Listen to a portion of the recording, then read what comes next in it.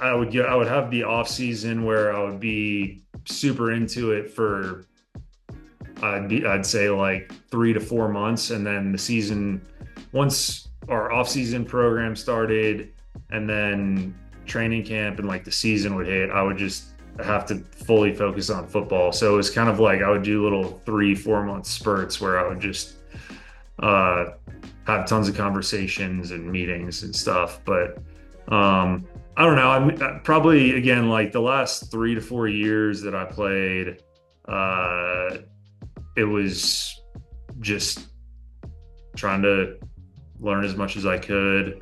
Um, and yeah, I don't know if I could put like I just kind of saw the writing on the wall and knew that my career wasn't gonna last forever, and didn't want to be at the point where I was gonna retire and not have any sort of game plan or plan to transition out.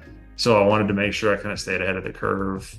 I looked at like, my first off season really diving into franchising. I'm like, oh, this brand is awesome. It's like, look at these AUVs are incredible. And then the more you look into it, it's like, oh, well, they have 2 locations open or 5 locations, and they're all in their home, like in the city where the concept was born out of.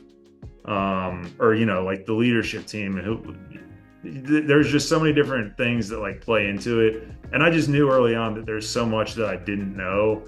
I didn't want to make some rash decision, because everybody that I talked to and reading articles, reading magazines, listening to interviews, it's like everybody is always just talking about how important the brand is, and going in and finding a good brand is more important than anything. Like you don't want to be stuck with a brand that is not good. So I really tried to make sure I did as much diligence on the front end, and yeah, I don't know.